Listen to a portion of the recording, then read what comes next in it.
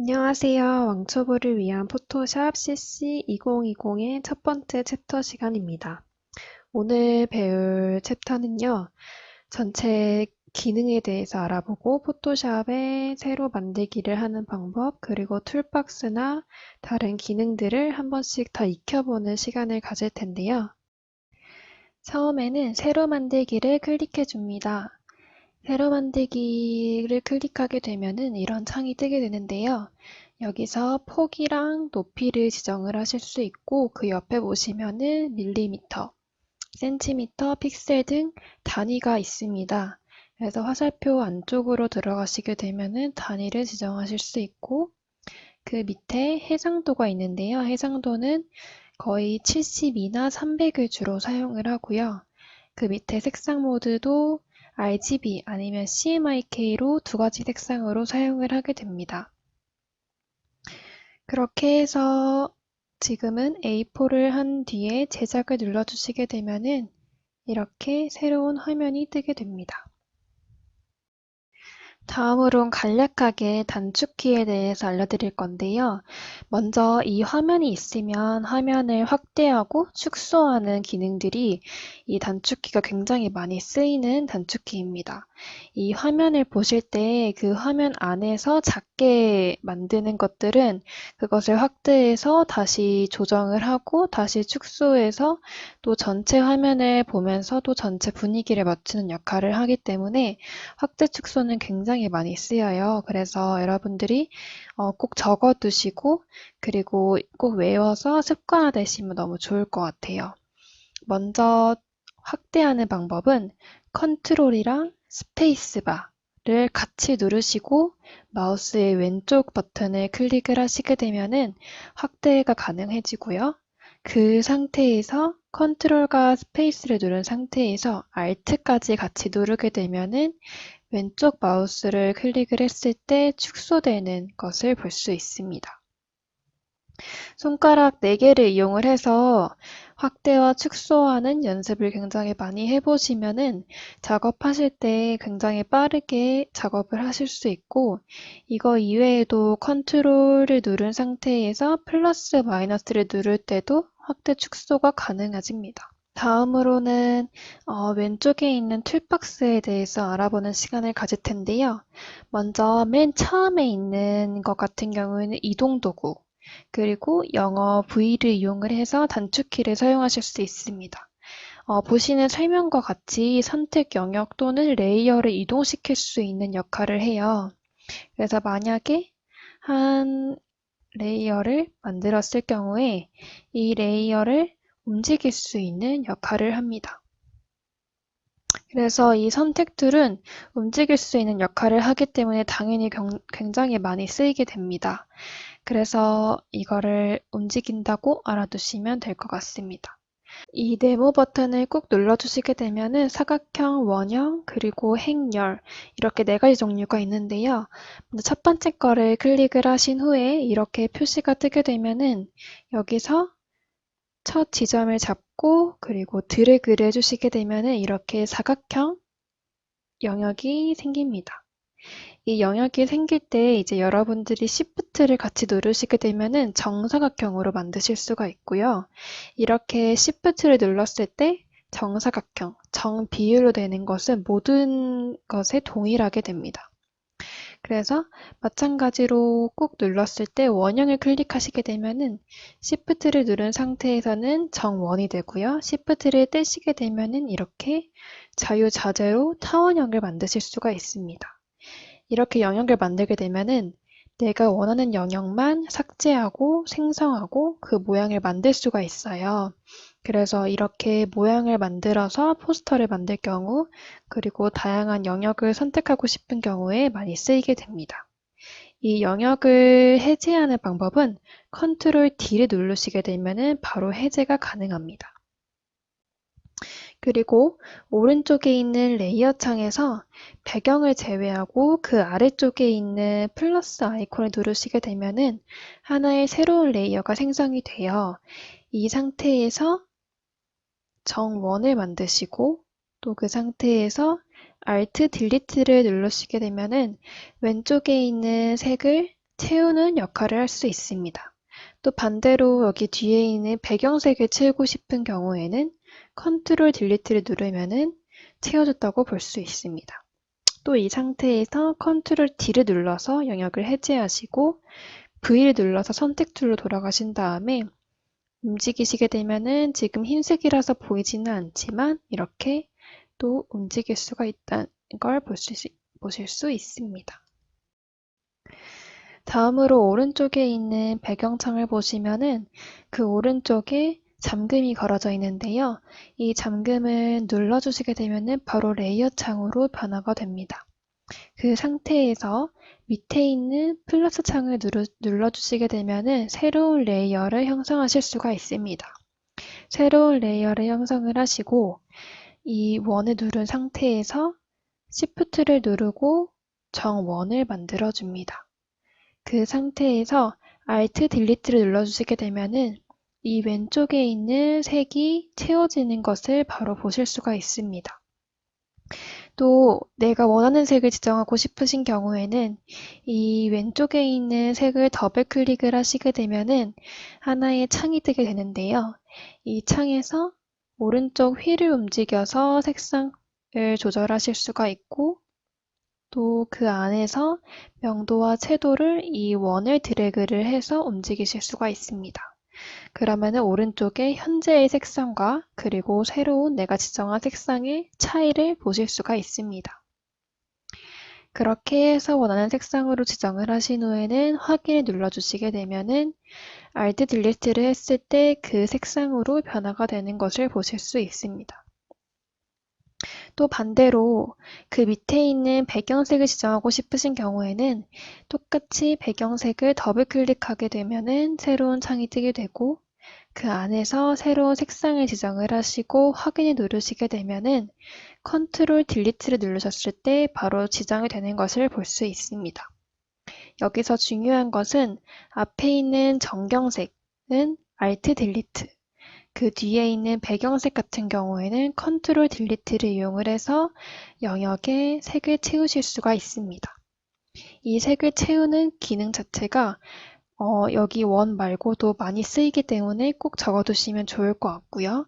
이 상태에서 컨트롤 D를 누르시게 되면은 영역이 해제가 되는 것을 볼 수 있습니다. 그리고 아까 배웠듯이 선택 툴로 다시 돌아가기 위해서 알파벳 V를 눌러주시게 되면 이렇게 돌아가게 되는데요. 만약에 이 V가 안 먹힌다면 한영키에서 한글로 지금 되어 있기 때문이에요. 이 어도비 같은 경우에는 모든 게 단축키가 영어로만 먹히기 때문에 한영키를 한 번 더 눌러주셔서 V를 다시 눌러주시면 되겠습니다. 이 상태에서 이 원을 잡고 드래그를 하시게 되면은 자유자재로 원하는 위치로 옮길 수가 있는 것을 보실 수가 있습니다. 이 상태에서 레이어를 삭제하는 방법은 레이어를 클릭한 상태에서 오른쪽 아래에 있는 플러스 그 옆에 있는 휴지통 모양을 클릭을 해서 삭제도 가능하지만 그냥 이 상태에서 키보드에 있는 딜리트를 누르셔도 충분히 삭제가 가능합니다. 이렇게 해서 선택 툴과 그 옆에 있는 막기 툴에 대해서 알아봤는데요. 그 막기 툴 안에서 네모와 동그라미를 지금 해봤지만 단일 행이나 단일 열 같은 경우에 똑같은 방식으로 지정이 됩니다. 그리고 그 밑에 있는 올가미 도구, 다각형 올가미 도구, 자석 올가미 도구에 대해서 알아볼 텐데요. 먼저 맨 위에 있는 올가미 도구를 선택을 해주시고 이 올가미 도구 같은 경우에는 마우스로 그리는 모양에 따라서 영역을 만드실 수가 있습니다. 그래서 이렇게 처음과 끝이 맞닿는 경우에는 이렇게 영역으로 다시 선택이 가능하고 또 이 영역이 마음에 안 든다 싶을 때는 컨트롤 Z를 이용을 해서 그 전 단계로 돌아가셔도 되고 컨트롤 D를 이용을 해서 영역을 해제시켜 주셔도 됩니다. 그래서 이것은 태블릿이 있는 경우에는 태블릿을 연결했을 때 펜을 이용을 해서 마우스로는 잡기가 힘든 모양들을 원하는 모양대로 잡아서 영역을 만드실 수가 있습니다. 이제 아트웍을 쓰이는 경우나 뭐 콜라주 작업을 할 때 아니면 눕기 따는 작업을 할 때 다른 툴로 많이 안 되는 부분을 이 올가미 도구 같은 경우는 유동적으로 가능하기 때문에 이렇게 선택 툴로 만드실 수가 있습니다. 다시 컨트롤 D를 이용을 해서 해제를 시켜주시고 다시 꾹 누르게 되면은 그 안에 다각형 올가미 도구가 있습니다. 다각형 올가미 도구는 말 그대로 직선을 이용을 해서 영역을 만드실 수가 있는데요. 이것은 드래그해서 하는 게 아니라 클릭하고 클릭, 클릭하고 클릭, 클릭하고 클릭해서 처음과 끝이 맞닿았을 때는 이렇게 옆에 동그라미가 뜨게 됩니다. 이게 됐을 때 완전히 하나의 영역이 만들어진다고 볼 수 있습니다. 이 영역 같은 경우에는 또 직선으로만 이루어져 있는 물체인 경우에는 이 다각형 올가미 도구를 이용을 해서 영역을 따주시게 되면은 편하게 이용이 가능합니다. 여기서 또 컨트롤 D를 이용을 해서 다시 영역을 해제시켜 주시고 들어가시게 되면 마지막에 자석 올가미 도구가 있는데요. 이 자석 올가미 도구 같은 경우에는 하나의 물체가 있을 때 그 물체에 자석처럼 하나하나 붙어가지고 얘가 자동으로 영역을 만들어주는 역할을 해요. 그래서 이 기능 같은 경우에는 사실 이렇게 여백이 되어 있을 때는 지금 효과를 발휘하지 못하고 하나의 이미지를 가져왔을 때 그 이미지 안에서 이렇게 사람 얼굴이 있는 경우에는 그 얼굴에 맞게 마우스를 갖다 대면 자동으로 붙어서 영역을 따주는 정말 신기한 기능이라고 보실 수 있습니다. 그래서 이 자석 올가미 도구 같은 경우에는 또 다음 챕터 시간에 영역을 또 만들 때 사용하는 걸로 하고 이렇게 해서 올가미 도구와 다각형 올가미 도구, 자석 올가미 도구 3개는 영역을 또 만드는 다른 기능이라고 보시면 되겠습니다. 다음으로 보시게 되면은 그 옆에 있는 건데요. 이거는 2020 버전에 새로 등장한 새로운 도구입니다. 개체 선택 도구라고 해서 이렇게 화면같이 정해진 영역 내에서 개체를 찾고 자동으로 선택을 해주는 도구입니다. 이렇게 개체 선택 도구가 있고요.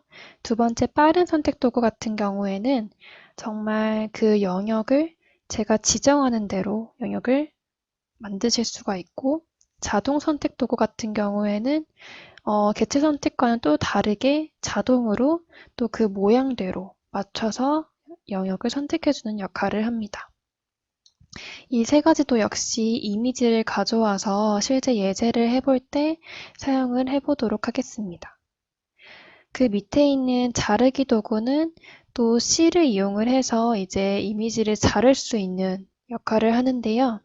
이 상태에서도 C를 눌러주시게 되면은 이렇게 화면이 뜨게 됩니다. 여기서 갖다 대는 만큼 이렇게 드래그를 해서 원하는 비율대로 또 모양대로 이렇게 만드실 수가 있어요. 그래서 만약에 처음에 A4로 이렇게 시작을 했지만 내가 사용하고 싶은 영역은 위에만 사용하고 싶다 했을 때는 C를 눌러주시게 되고 이 화면을 클릭하게 되시면은 그 영역만큼 자르고 엔터를 눌러주시게 되면은 하나의 화면이 다시 상성이 되는 것을 보실 수가 있습니다.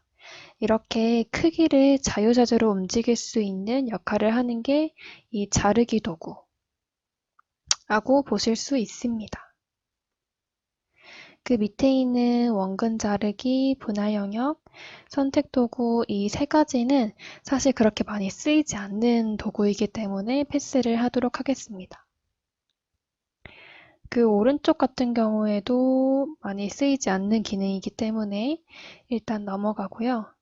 이제 스포이드 도구 같은 경우에는 포토샵을 사용을 하실 때 굉장히 많이 쓰이는 기능이에요. 그래서 단축키인 I는 꼭 외워두시면 좋을 것 같고 이 I를 눌러주시게 되면은 말 그대로 스포이드, 내가 원하는 색상을 지정할 수 있는 역할을 해요. 그래서 지금은 이렇게 정경색을 보시면 다른 색상으로 되어 있지만 화이트를 클릭하시게 되면은 화이트로 변경이 가능하고 또 이 여백도 클릭하시게 되면은 다시 블랙으로 변경이 가능합니다. 그래서 원하는 이미지를 가져왔을 때 그 이미지 안에 내가 쓰고 싶은 색상이 있을 경우에는 그 색상을 클릭하시게 되면은 이렇게 클릭하는 대로 색상을 만드실 수가 있고 또 그 안에 들어가서 또 살짝씩 변경이 가능하다는 점을 미리 알려드립니다. 그 오른쪽 같은 경우에도 많이 쓰지 않는 도구들인데요. 이 도구들은 넘어가도록 하고 그 밑에 브러쉬 도구. 이 브러쉬 도구는 따로 챕터를 만들어서 여러분들께 더 자세히 알려드릴 예정인데요. 브러쉬 도구를 이용을 해서 이제 일러스트 효과를 줄 수 있는 그리는 역할을 할 수 있습니다. 그래서 원하는 모양대로 또 굵기도 조절을 하실 수가 있는데요. 먼저 이때 대괄호 왼쪽과 오른쪽을 눌러주시게 되면은 크기를 키우고 또 줄일 수가 있습니다. 그래서 여러분들이 여기 위에 창에 들어가면 크기와 경도를 또 보실 수가 있지만 이렇게 대괄호 왼쪽 오른쪽을 이용을 해서 크기 조절하시기에 훨씬 더 유리한 그래서 대괄호 왼쪽 오른쪽을 꼭 기억을 해주시고 이 위에 들어가시게 되면은 화살표에 들어가시면 크기 아까와 같이 조절이 가능하고 경도 같은 경우에는 이렇게 퍼져 있느냐 아니면은 경도를 100으로 했을 때 이렇게 테두리가 막혀 있는 선명한 원이냐 이렇게 두 가지로 분리가 돼요. 그래서 경도는 한 50에서 적용을 해보시고 또 0%에서 적용도 해보시고 해서 각자마다 성향이 다르기 때문에 이렇게 쓰이는 또 방법도 있고 이렇게 쓰이는 방법도 있습니다. 그래서 경도도 충분히 이 화살표를 이용을 해서 조절이 가능하니까 이 점도 알고 계시면 좋을 것 같습니다. 그리고 그 안에 이 밑에 있는 화살표를 드래그 하시게 되면은 이 안에 4개의 챕터가 보일 수가 있어요. 그래서 일반 브러쉬 왼쪽도 화살표를 클릭하시게 되면은 방금 경도가 0%였을 때의 그 부드러운 원, 그리고 경도가 100%였을 때의 선명한 원, 그리고 그 밑에도 다양한 종류가 있고 또 그 밑에 드라이 재질 브러쉬를 또 클릭을 하시게 되면은 약간 연필 느낌이 나는 브러쉬와 이렇게 연필 느낌이 나는 브러쉬도 있고 또 HB 역할을 하는 또 브러쉬가 있고 이렇게 종류가 기본에 있는 종류가 있어요. 근데 이 종류들을 다 쓰실 때도 있고 또 안 쓰실 때도 있겠지만 이 종류들이 있다는 것 또 알아두시면 되고 또 실제로 포토샵에 있는 그런 다양한 브러쉬들을 실제 다운받을 수 있는 링크들도 제공을 해드릴 예정입니다. 그래서 여러분들이 원하시는 모양을 찾아서 그 모양대로 브러쉬를 만드실 수가 있습니다. 그래서 수채화 재질 또 특수효과 이렇게 흩뿌려지는 역할 이렇게 많은 종류가 있다는 것을 알아두시면 될 것 같습니다. 그리고 브러쉬 안에 꾹 눌러주시게 되면은 연필, 색상 대체, 혼합 브러쉬 3가지가 있지만 이 3가지도 많이 쓰이지 않는 기능이기 때문에 패스하도록 하고요. 이 복제 툴 같은 경우에는 복제 도장 도구라고 해서 Alt를 누른 상태에서 내가 원하는 부분을 복제할 수 있는 역할을 합니다. 그래서 이미지가 있는 상태에서 Alt를 누르고 원하는 부분에 클릭을 하게 되면은 그 뒤에는 Alt를 누르지 않아도 이와 같이 만들어지는 것을 볼 수 있습니다. 오늘은 이렇게 포토샵 새로 만들기와 그리고 이 툴박스의 기능들에 대해서 알아봤는데요. 다음 시간에는 툴박스의 나머지 기능과 그리고 오른쪽에 있는 레이어 창에 대해서 설명을 해드리도록 하겠습니다. 다음 시간 전까지 툴박스에 대한 기능들을 조금씩 익혀보는 시간을 가지면 좋을 것 같습니다. 감사합니다.